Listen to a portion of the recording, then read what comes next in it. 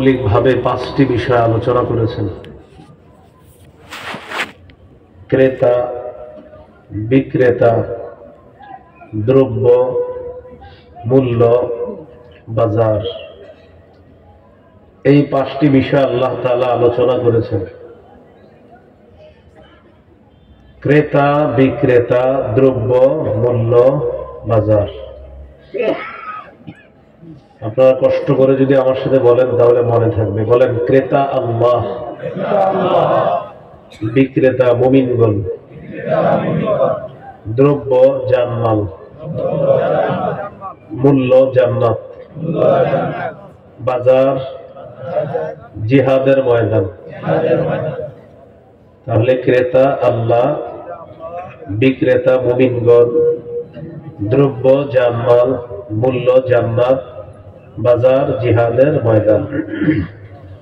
এই কথাটাই আল্লাহ তাআলা বলেন, ইন্নাল্লাহা আশতারা মিনাল মুমিনিনা আনফুসাহুম ওয়া আমওয়ালাহুম বিআন্না লাহুমুল জান্নাহ। ইন্নাল্লাহা আশতারা, নিশ্চয়ই আল্লাহ ক্রয় করে নিয়েছেন। আল্লাহ হলেন ক্রেতা। মিনাল মুমিনিনা, মুমিনদের থেকে, মুমিনরা হলো বিক্রেতা। আনফুসাহুম ওয়া আমওয়ালাহুম, তাদের জান মাল, এটা হলো দ্রব্য। বিআন্না লাহুমুল জান্নাহ, বিনিময় বা মূল্য হলো আল্লাহর দেওয়া জান্নাত। ইউকাতিলুনা ফি সাবিলিল্লাহি ফায়াকতুলুনা ওয়া ইউকতালুন, তারা আল্লাহর রাস্তায় লড়াই করবে, কাফেরদেরকে হত্যা করবে, নিজেরা শহীদ হবে। এই শহীদ হওয়া, লড়াই করা যেখানে হবে সেটা হলো জিহাদের ময়দান, আর এটাই হলো বাজার।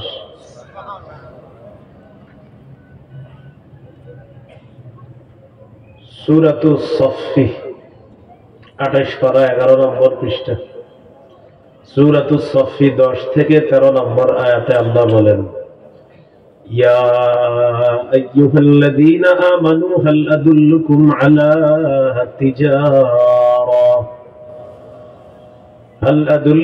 আলা তিজারাতিন তুনজিকুম মিন আযাবিন আলীম। হে ঈমানদারগণ, আমি কি তোমাদেরকে এমন একটা ব্যবসার কথা বলবো যে ব্যবসা তোমাদেরকে যন্ত্রণাদায়ক আযাব থেকে রক্ষা করবে। তুমিনুনা বিল্লাহ, সেই ব্যবসাটা হলো তোমরা আল্লাহকে বিশ্বাস করবা, ওয়া রাসূলিহি, রাসূলকে বিশ্বাস করবা, ওয়া তুজাহিদুনা ফি সাবিলিল্লাহি বিআমওয়ালিকুম ওয়া আনফুসিকুম, নিজেদের জানমাল নিয়ে আল্লাহর রাস্তায় লড়াই করবা।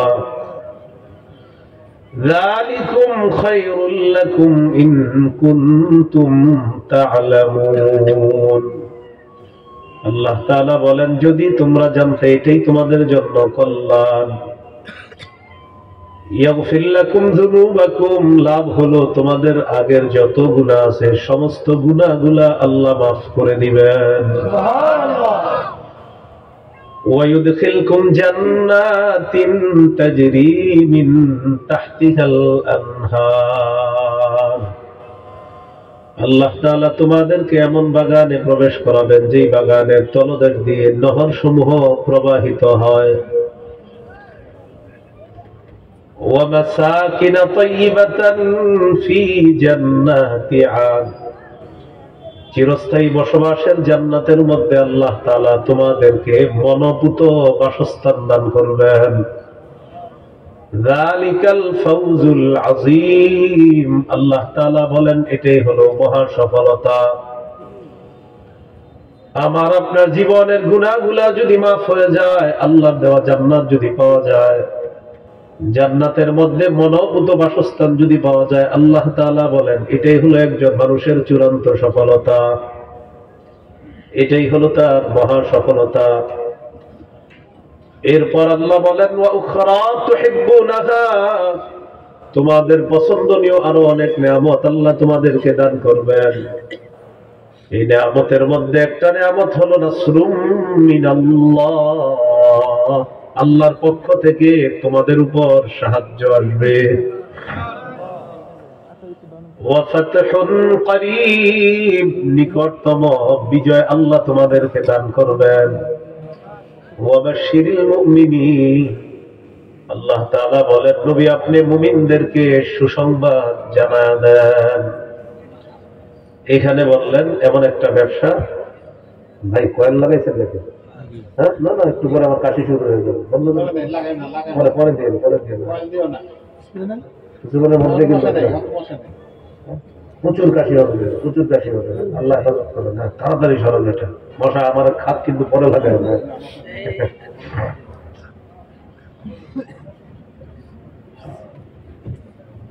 তো বলছিলাম এমন একটা ব্যবসা, যে ব্যবসা তোমাদেরকে যন্ত্রণাদায়ক আযাব থেকে রক্ষা করবে। এই ব্যবসাটা হলো ঈমান, আল্লাহর প্রতি ঈমান, রাসূলের প্রতি ঈমান, জান মাল নিয়ে আল্লাহর রাস্তায় লড়াই করা, জিহাদ করা।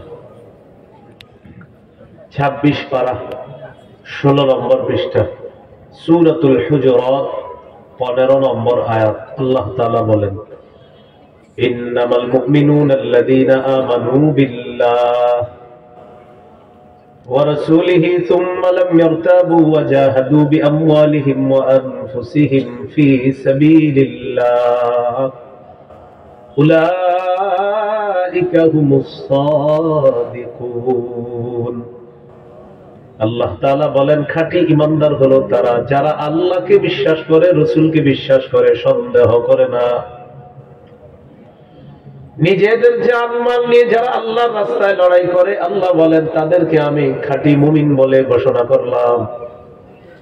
উলাইকা হুমুস সাদিকুন।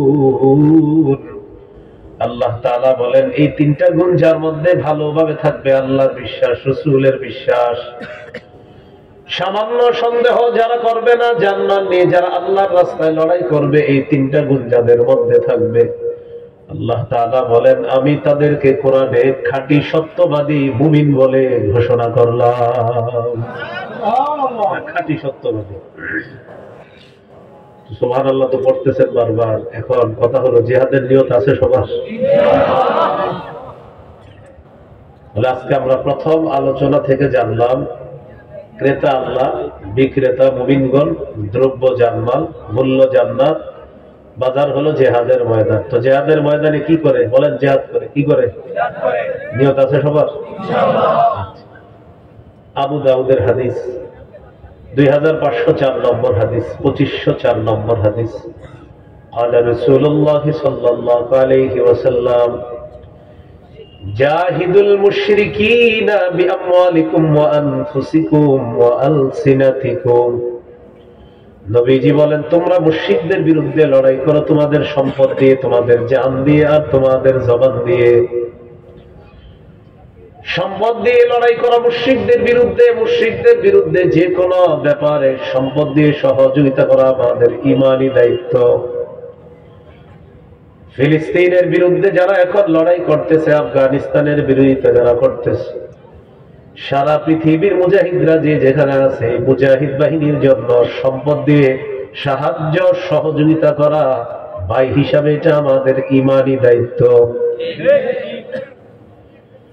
এরপর নবী বলেন আনফুসিকুম, তোমাদের জান দিয়ে তোমরা লড়াই করবা। জান দিয়ে লড়াই করব কখন? আমাদের দেশের বিজ্ঞ মুফতি সাহেবরা ফতুয়া দিবে যখন, আমাদের দেশের বিজ্ঞ মুফতি সাহেবরা ফতুয়া দিবে, তখন জিহাদ কি হবে? ফরজ হবে। এই হলো 2 নাম্বার। 3 নাম্বার ওয়া আলসিনাতিকুম, তোমাদের জবান দিয়ে তোমরা লড়াই করবা।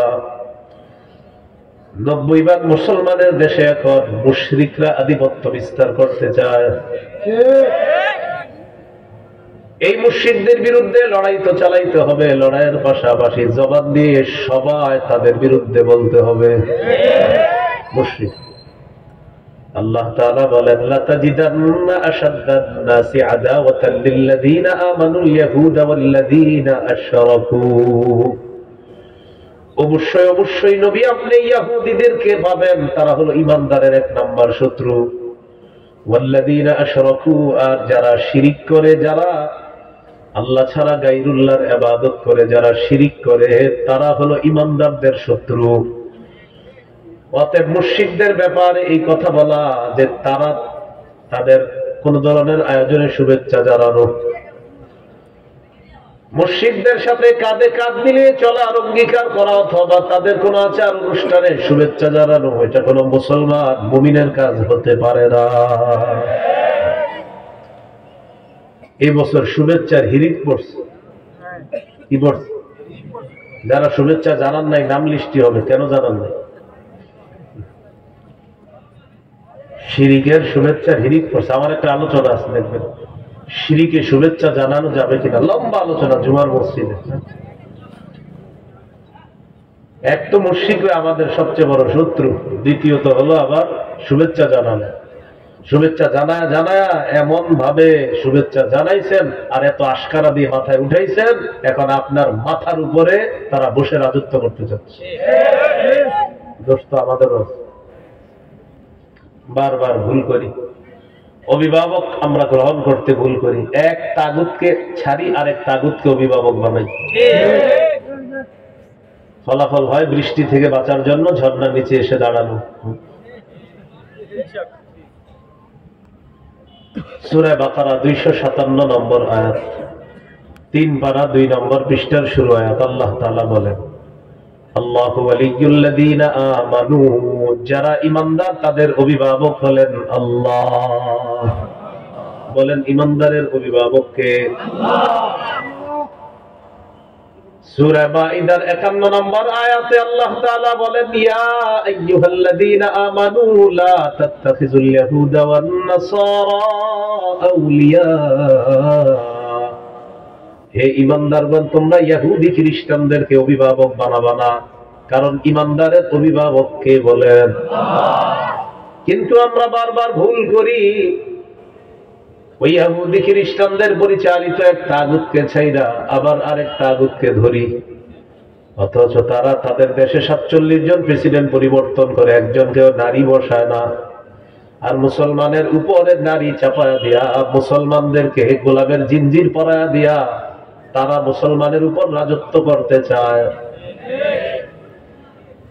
এই জন্য রাসূলুল্লাহ সাল্লাল্লাহু আলাইহি সাল্লাম বলেন, লা ইউফলিহা কওমুন ওয়াল্লাউ আমরাহুম ইমরাআতান।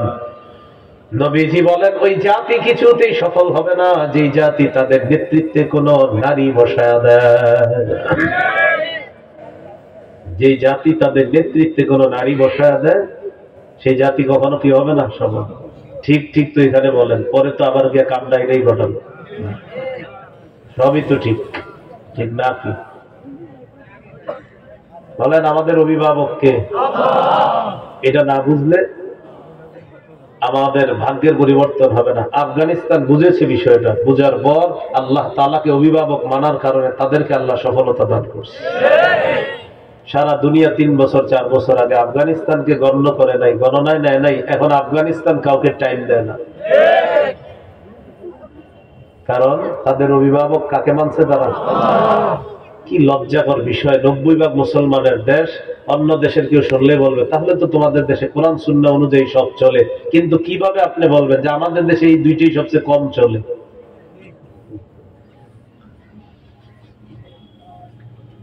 তাহলে নবীজি বললেন, মাল দিয়ে লড়াই করো, জান দিয়ে লড়াই করো, সম্পদ দিয়ে লড়াই করো। মনে থাকবে ইনশাআল্লাহ। আবু দাউদের হাদিস, 1449 নম্বর হাদিস। হাদিসের বর্ণনাকারী আব্দুল্লাহ ইবনে হুফশিগিল খাসআবি রাদিয়াল্লাহু তাআলা তিনি বলেন, আন্না রাসূলুল্লাহ সাল্লাল্লাহু আলাইহি ওয়াসাল্লাম সুইলা আইয়ুল আমালি আফযালু ইয়া রাসূলুল্লাহ। নবীজিকে জিজ্ঞাসা করা হলো, ইয়া রাসূলুল্লাহ, আল্লাহর কাছে কোন ইবাদতটা সবচেয়ে শ্রেষ্ঠ ইবাদত আপনার কাছে জানতে চাই, কোন আমলটা সবচেয়ে ফজিলতপূর্ণ আমল আপনার কাছে জানতে চাই। নবীজি বললেন, তুলুল কিয়াম, লম্বা সময় নামাজের মধ্যে দাঁড়িয়ে থাকা আল্লাহর কাছে শ্রেষ্ঠ আমল। সুবহানাল্লাহ। এটা কি কাল? শীতকাল। এটা তাহাজ্জুদ পড়ার চেষ্টা করেন, আল্লাহ তৌফিক দান করেন। সহিহুত তারগীব হাদিসের কিতাব 630 নম্বর হাদিস, এই হাদিসে আসছে রাজুলুন কামা ফি লাইলাতিন বারিদাতিন মিন ফিরাশিহি ওয়া লিহাফিহি ওয়া দিথারি। এক ব্যক্তি প্রচন্ড শীতের রাত, লেপ কম্বল বিছানা ছেড়ে রাতের বেলা ঘুম থেকে জাগ্রত হওয়ার পর কামা ফাতাওয়াদ্দা সুম্মা কামা ইলা সালাহ, ওযু করছে, করার পর নামাজের মধ্যে দাঁড়িয়েছে। প্রচন্ড শীতের রাত, লেপ কম্বল বিছানা ছেড়ে যে নামাজের মধ্যে দাঁড়িয়ে যায়, আল্লাহ তাআলা তাকে দেখে খুশিতে হাসতে থাকে।